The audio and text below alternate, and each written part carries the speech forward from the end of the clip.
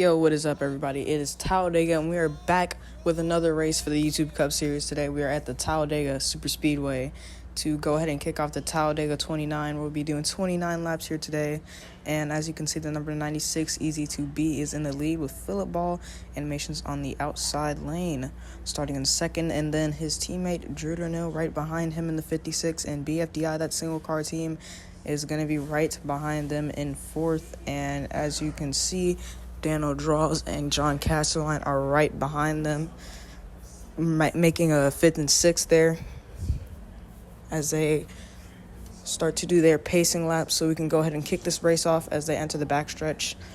I'll also be talking about how we have some special mentions to make here as well. As soon as the graphics show up, I will go ahead and run those down. Pace car today, looking very nice. It's a new Chevy Pontiac, Ufer Guide, Hungry Bones back there. They also did pretty good in qualifying. But without further ado, we're going to go ahead and run down today's excuse me, guys. Brain's falling out here. Today's list looks, as you can see, Easy to Be got the pole, so he's starting in first. He will be today's pole sitter. Whew. I'm falling out, guys. I don't know what's going on. Gotta wake up. But then if you'll look here, we have Jeremiah Cash. He is a rookie in the series. This is his first live broadcasted race. So we're going to see if he does good here today. He did pretty good at Texas, too. But without further ado, the last driver we'll be talking about is John Castelline in the number 15 Pontiac. He won last week's race at Texas Motor Speedway, which he also somehow managed to crash in at practice. You can find that on my YouTube short. But like I said, Jeremiah Cash, rookie driving the number 81 car. He is on Team Roblox Racing. Hopefully good things will come from Jeremiah. This is also the widest and fastest track of the entire series. The biggest, longest race. Not longest race, but all the races are technically the same length. But in terms of the track length, yes, it is the biggest. So Jeremiah has a pretty good chance here, even though he's starting dead last in 17th, I believe. So we're going to be the thing is about this track is that actually, since it's so fast, everybody has the opportunity to catch up to the front. Some of those guys you'll probably start seeing catch up to the front around lap 10 in the back. So don't worry, any of those fans rooting for Jeremiah right now. He will have a chance to catch up because this track is very fast. So everybody's going to be moving around a lot, switching lanes. But without further ado, we're going to go ahead and drop the green flag and boogity, boogity, boogity. Let's go racing at Talladega, boys and girls. This is Alabama. And here comes John Castelline all over the bumper of the 56 car. That's Drew Darnell. He will get behind him and try to bump draft the 96. Easy to Be is already running away with it. Philip Ball losing some draft on that outside lane with the 75 right behind him. There's Daniel Draws, defending champion of the Daytona 500 winner this season, is going to stick to the outside lane as well, try to push, and Easy to Be is going to move to the outside. Drew Darnell has a chance to make it to the inside now. John Castelline trying to pull away from that pack, make a slight gap. I see King Science is also switching to the middle lane as well, and it looks like Easy to Be already lost the lead. He didn't even make it to the first lead lap, and Drew Darnell is actually going to take that if he can hold it all the way down to the line here. Here comes Ufer Guide and Hungry Bones as well to the inside lane. Drew and John Castelline trying to switch to the middle, make sure those cars on the inside don't get too much of a run on them. However, that might not work at this track because no matter where you are, no matter what lane, you're probably still going to get a big run. As you can see, Drew Darnell is leading that inside lane away from the rest of the pack right now. Here comes John Castelline. Is he going to make a move, or is Ufer Guide going to push him out the way? This track is also known for, not known for, but having some superstition about a curse that makes the track seem like it's haunted by crashes. It's just a rumor, though. I'm not sure if it's true, but there does seem to be a lot of crashing at this track, so who knows what's to come for us. But John Castelline's in the lead with Hungry Bones. That's a Rant Racing teammate right behind him. Another commentary channel on here. King Science to the middle of the track. Theft King on the bottom of the track. There's Jeremiah. Right there behind them third car in the inside lane. I told you. This track is so fast. You could get up here so fast and you wouldn't even know. There's Jeremiah right up in third. With that being said, that'll be his first broadcasted top 3 of the season. But it only counts if he stays up there until the end of the lap. So as long as he doesn't get past, or if he makes a pass here he comes to the inside of Theft King, and he's going to take second. Jeremiah started all the way in the back, and now he's up here in second. Oh, my goodness. What a rookie. I don't think I've ever seen something like that happen before. That's crazy. Is he going to be able to make a pass for the lead? Oh, he chose the outside lane. That is not a good idea. Never something you want to do. Especially because he has no help. Theft King so far back. Oh, my goodness. I think he was still in second or third before he passed the line. But if it didn't, it did not count. But, wow. Jeremiah, he charged his way to the front of the back. I will say that. My respect for Jeremiah Cash just grew a whole lot more as a driver. Because, wow. I don't even remember what lap it is. What lap is it?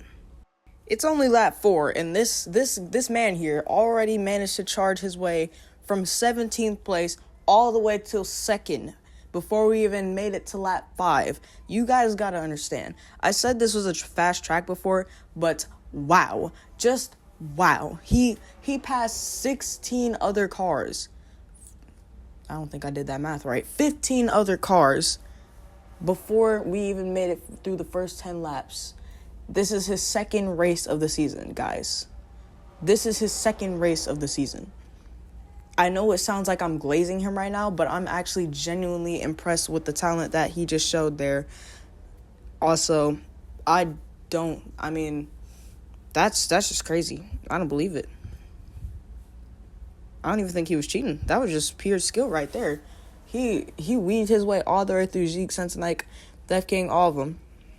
He did a good move for second there. If only he had stayed on the inside, he could have passed Hungry Bones. But based on what Hungry Bones is showing right now, it doesn't look like he's going to be letting anybody pass him anytime soon. That being said, we can only see who's going to win the race because Hungry Bones is absolutely trailing this lead right now. Another good flyby. Yeah, Jeremiah got knocked all the way back there. Goodness. See, that's what I'm saying about this track. Talladega is one of the best tracks that you can pass a person at, but also the worst track to get passed at. Because once you pass somebody, you're usually good to go for a while. You can hang around, just draft with whoever you're drafting with. But if you're the person getting passed, you're cooked. There's nothing else to put there. There's no other way to say you're cooked. Like, if you don't have some car behind you, like, let's say when we get into the backstretch right here, Adam Ethros tries to step out. Look at that outside lane. Ain't nobody there to help, bro, if he tries to step out there. See, he almost just did. But, I mean, if he was trying to step out by himself, he'd be cooked. Because when you get out of your spot in line, you're not getting it back. There's no easy way to say it. Hello, sugar. My dog just came over here. Anyways, yeah, just look at Hungry Bone. Hungry Bones is not letting anybody pass him today. He really wants this win, clearly. But I'm sure a lot of people watching right now probably want to see what Jeremiah has up his sleeve. So we can only hope to see what he has up his sleeves. Is he going to surprise us with a win on his second race? Or is he going to fumble? Maybe he'll get a top 10. Maybe he'll get top 20. Well, everybody gets top 20 because there's only 21 cars. Well, no. Yeah, there's 21 cars now because Jeremiah isn't here. So somebody's not getting top 20 today. Let's just hope it's not Jeremiah. Waiting for some crashes as well. Want to see some action. This track is supposed to be cursed, man. Come on. Curse with the crash. Curses with the crash. Where's the crashes at, man? This is the most competitive track of all time. We not seeing any crashes. Come on now. Wait a minute. Hold up. I think there's something on Jeremiah's car. Look at that car on the... Well, let's wait it out here because you might not be able to see him. Look at that car on the right side of your screen, that neon green and white car. His radiator, something stuck on it. The little black part on the front of his car. Also, his make is... The model of his car is the same one as the one Drew is using. They're both Chevys. Monte Carlos. So, with that being said, if you look at both of their cars, you can see... even Uferguide's car has the radiator open, but there's something... piece stuck on Jeremiah's. Wait, Jeremiah's in 4th place. Oh my goodness. I didn't even realize. Wow, Jeremiah climbed all the way back up to 4th place while I was yapping my mouth off. Is he going to be able to take the lead away from Hungry Bones? I'm not sure if he'll be able to do it because nobody else has, and they have a lot more experience in this series than he does. But yeah, they're trying to choo-choo train it right now. I don't know if I ever said this, but I don't like choo-choo training at big tracks like this. Like, there's so much opportunity for something interesting to happen, like a good pass, a spin out, a crash, something. And these guys are just trying to sit almost single file. Like, look at that. Jeremiah just got kicked out of his position because he tried to step out and make a move. But since everybody's trying to hog the inside lane, he had nobody to come help him. Poor guy. He might still win the race, but, I mean, we got a couple more laps left, but, man, we don't have all the time in the world. Well, he doesn't have all the time in the world. We do. I don't know what's going to happen with Jeremiah today, but being that this is his first broadcasted race, this is also my first broadcasted race in a while. We've ran like about 6 to 7 races since North Carolina, which is the last video I posted here, which was the last broadcasted race. We went to amazing tracks like Atlanta, where Phillip Ball won, Texas, where John Castelline won, like I said earlier. Somebody won at Darlington as well. I think that was also Phillip Ball. Or it was somebody else. It might have been Phillip Ball, but yeah, somebody won at Darlington too. We've been to a couple of tracks before we started broadcasting, but my channel has been growing with there was a plane in the background, by the way, but the channel has been growing while I haven't been uploading. And I don't feel like it's fair for me to just ignore it. If I want to continue growing, then I got to keep giving you guys the material that you're here for. So I will continue to post videos, and hopefully you guys like it. And if you do, leave a comment. And if you're not subscribed already, subscribe, please. I respond to every single one of my comments because I don't get a lot, and I have a lot of free time. So with that being said, even if there was a lot of comments, I'd still go through each and every single one. I don't like YouTubers who don't respond to comments. I'm not saying that maliciously because I know some YouTubers don't have the time to. Because some of the YouTubers that are on this list right now don't respond to their comments, but it's because they're too busy making good content, like almost every single day. So they probably don't have time to. But I mean the guys who like when you go on their YouTube channel and then you go in their comment section and you see they hearted like 2 comments and then replied to like one of those comments, and then you go back and see like somebody commented again, like 3 people commented like 5 minutes later, and then they did not respond to those, and it'll be that way for like ever. I don't like those kind of guys, and I like interacting with my viewers because it shows that I'm actually trying to keep my fans' attention and make sure they're okay with what I'm posting and they like it. Also, I love talking to you guys and making sure you guys stay active with the content. That's how Jeremiah actually got in here. You can always just hit me up in one of my posts about the YouTube Cup series and ask if you want to be in. And sooner or later, actually, we'll also be adding the Netflix Cup series as well. So once I get templates for the Hulu series, which will be the truck series, I can start making trucks for the series as well. But the Netflix Cup series will be cars like these. So if you ever want to be in one of these, just shout me out in one of my posts or tag me in something. I don't know.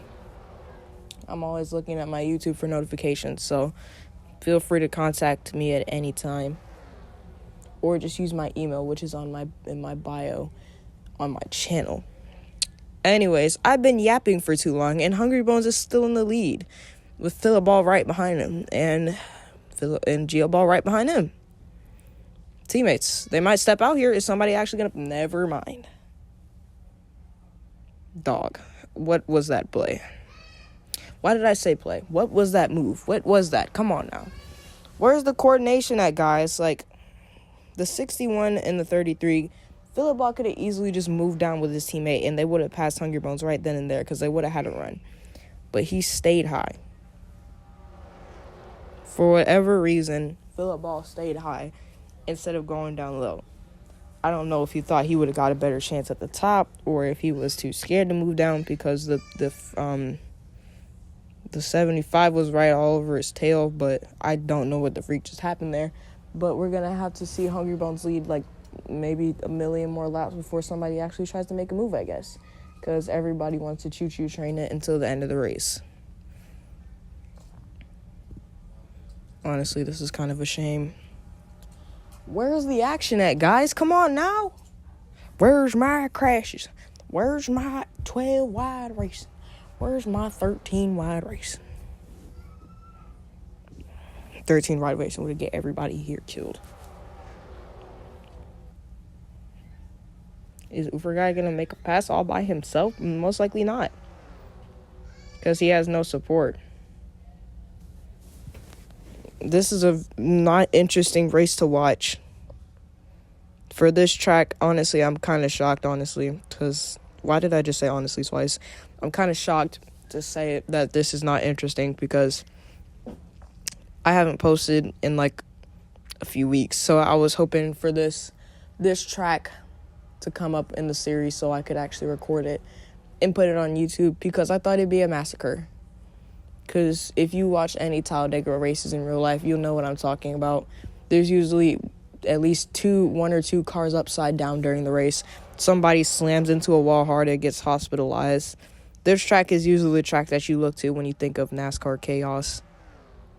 And here we are watching these 21 guys go around in circles, and absolutely nothing's happened. The lead board the time leading board hasn't even changed at all because nobody's taken the lead since Hungry Bones got into it. And it's been, I don't know how many laps. Well, it says he's led about, hold on, let me check here. Dude's led 16 laps since his little charade started. We've gone around this track 16 times. And nobody, not a single car, has even went bumper to bumper with this man. Wait, hold up. That might change here. I don't know why I even got my hopes up. Look at this, guys. Like, come on. Come on now. Philip Ball has the chance of a lifetime to actually stay with his teammate this time and pass. Bruh. Why? Okay, so that was Drew's fault that time. Because they could have easily just ducked to the inside there and took the lead. Both of them. That wasn't even Philip's fault that time. He was just trying to stay with his teammate. But Drew, I don't know what the heck Drew was thinking. But we're on lap 20 now, I believe. 19, maybe. 19? 19? Are we on lap 19? I think we're on lap 19. No. It's lap 20. It's lap 20. Okay. I had to make sure there. But yeah, we're on lap 20 now. So we got 10 to go. And that means in 18 laps, since the lead lap counter doesn't count the first lap, that's why it says Hungry Bones has led 18 laps instead of the 20 laps that we're on, because Drew led the first lap that was counted. So in the 18 laps that Hungry Bones been leading, not a single soul has passed him once. And we have 9 laps to go. So, is it going to be like work for him? Because he's led, like, what is this race? The race is about 30 laps. So if he's led 19 laps now, that's over 50% of the race. That's about, I'm going to say that's about like 70% of the race that he's already led. And we only have about like 25% to go. And I'm pretty sure 20 is not 3/4 of 30, but you get my drift.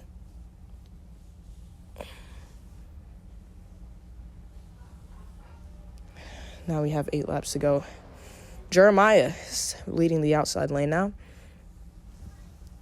And I know I said the outside lane's not exactly a bad place to be because you can still get a run there if you have enough cars behind you. But considering how far back they are from the front of the pack, I don't think they're going to be able to get enough of a drive. Oh, here comes King Science stepping out. I'm surprised Dano wasn't up here, actually. Both of those animated Buddy Motorsports are all the way back there.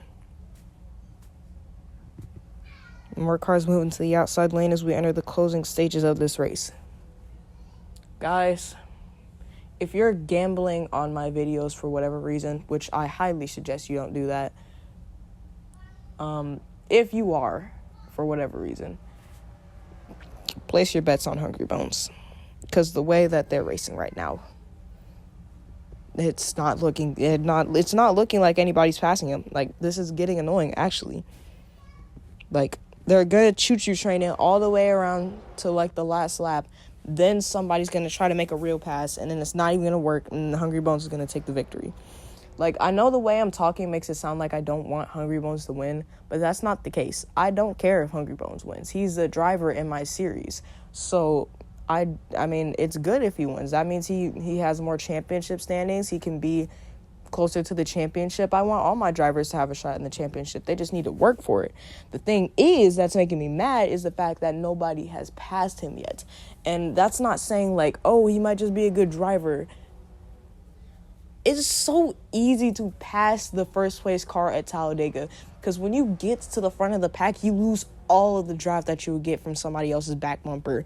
Meaning that since Hungry Bones is in the lead this entire time, he has been going about 5 miles per hour slower than all the other cars behind him combined. So that means that he's been going about 188, 185 miles per hour. And these other guys are going like 189, 200 miles per hour almost. And they are not passing him. I just don't get it. Like, for the life of me, I don't know if anybody's going to pass him. Here's Jeremiah, though, in 4th. If we are going to just choo-choo train it from the rest of the race, that means he will get a top 5 finish. So that'll be good for him. I do forget to mention that we have 5 laps to go. It's currently lap 25, and nobody's making any moves. We're all still single file. There goes Tokyo, Bokyo, Lokyo. But he's going to dive low at what cost. He absolutely missed his chance. Jeremiah just got shoved out the inside lane. There's nobody behind him. He's going to get cooked. And I'm switching to spectator cam just so we can see what goes on behind us. We might get a cool last lap crash. I highly doubt it, though, because as you can see, the pack is literally split in half right now. And we are too far apart for anything cool to happen. So we just got to sit here until the end of the race and probably watch Hungry Bones win. And again, I'm not saying this to be mean or nasty to Hungry Bones. At this point, he honestly deserves the win. He deserves every point that he gets from this win because it's everybody else's fault.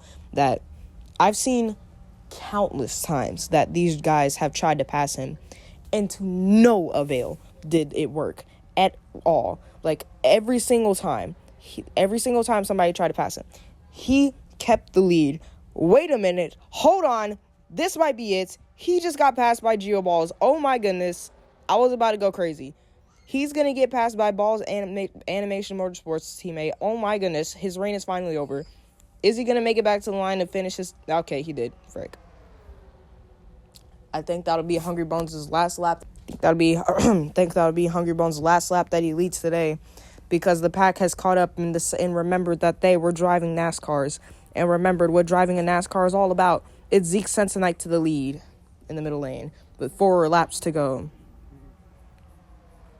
Here comes Rocky Gordon on the inside. All those NASCAR Motorsports teammates up there. Mike Jones, Zeke Sensenite, and Rocky Gordon. Connor Hudson is somewhere in the mix as well. My dog is watching. She's shaking from excitement. Rocky Gordon to the lead now. Sugar, what are you doing that for? Are you excited just like I am because somebody actually got past? Me too, girl. Me too.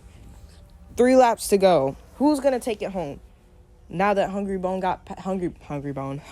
got past, Jeremiah might actually have a chance to get to the lead here, unless Rocky Gordon becomes the new Hungry Bones. They're trying to go 3 wide. Here comes PM Damien to the inside.